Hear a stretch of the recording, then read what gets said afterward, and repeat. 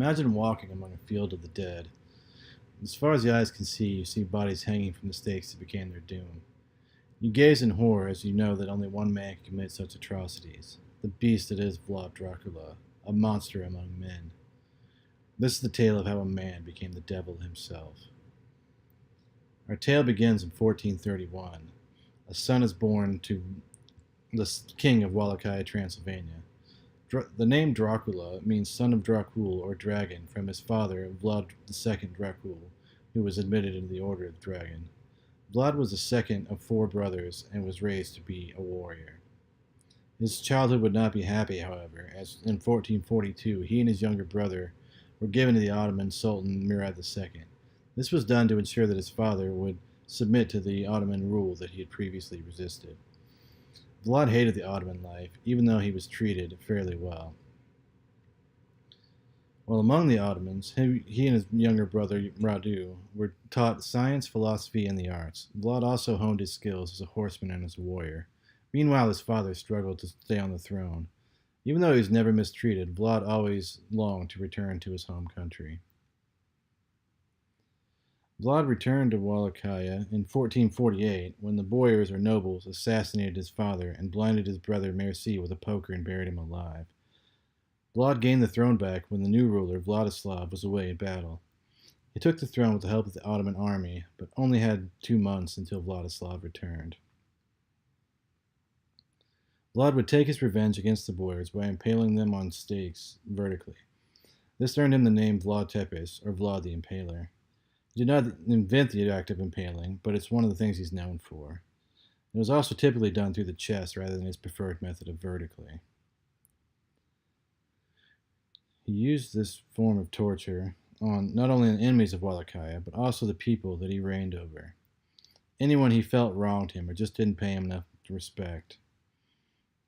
Even as he was forced to leave the throne by attacking Hungarians, the story goes that he left behind a field of impaled bodies. One of the most incredible stories of his deeds involved him giving a feast at the town hall for the less fortunate. After the guests had eaten, Vlad stood before them and spoke. "I have given you food and drink and a warm place. What else could you want?" The guest spoke up and said, "We never want to pay taxes again." So Vlad closed the doors and locked them and burned the building. Sometime between 1448 and 1456, Vlad traded his allegiance with the Ottoman Empire for one with the Hungarians that they were fighting. He used his new alliance to overthrow Vladislav and once again reclaim the throne of Wallachia. His first act as ruler was to eliminate the tax that Wallachia had been paying to the Ottomans. All of this led to a great deal of unrest with the Ottomans, but Vlad didn't really care. There's actually a story of him meeting with the leaders of the Ottoman Empire that didn't really go so well. Apparently they refused to remove their turbans due to their religion, so Vlad had all of their turbans nailed to the top of their heads. Not being satisfied with just punishing the Ottomans, Vlad set his sights again on the boyars of Wallachia. He held a huge banquet for them, and when they questioned his authority, which he already knew they would do, he stabbed them all before impaling the whole lot of them. It does bear mentioning that neither of these methods meant instant death. As if that wasn't enough, he also impaled dozens of Saxons just for being associated with the boyars. You'd think the smell of so much death would eventually get to a person. However, in this case, it's a story of how Vlad had a knight killed once just for complaining about the stench of the bodies around him. He was also known to dip his bread in the blood of the dying.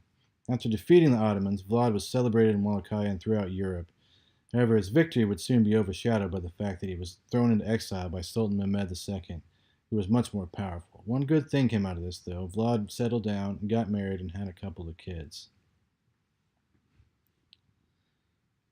Vlad was replaced on the throne by his younger brother Radu, who had never left the Ottoman Empire.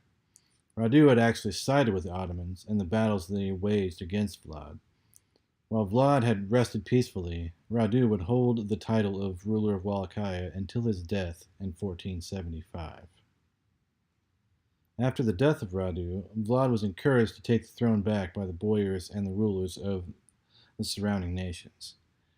He would eventually do so with the help of Stephen III the Great, who was a leader of the Principality of Moldavia. Shortly after this, though, Vlad would be killed while marching to another battle. Even though he was responsible for the brutal murders of possibly up to 100,000 people, Vlad was still considered a leader and was beloved throughout Wallachia. The people praised him for his defeat of the Ottoman Empire, and this mass murder is still revered as a positive figure within Romanian history. If you're looking to pay respects at his grave, however, there may be some confusion over where to go.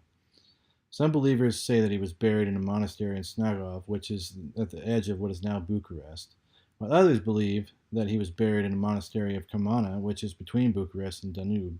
This is believed to be where his final battle took place. Also, if you're looking forward to a trip to the dreaded Castle Dracula, don't believe the hype around this tourist trap. While Vlad's father did own property in the area, Vlad himself did not ever set foot on a property that was in this region of Transylvania. His actual residence has been lost to the earth for years. It is said that Bram Stoker based his famous caricature of Dracula on Vlad, although this has been refuted by many scholars. There are a lot of similarities, though, like the consumption of blood, the inclusion of stakes, and the fact that they both fought the Turks while they were alive. It's an interesting coincidence to think about. This man turned monster, turned myth, turned legend will live on forever in infamy. A leader, a son, a father, a husband, a murderer. Even though he will be remembered as a great Romanian prince, his demented actions will forever seal his fate as the face of evil incarnate.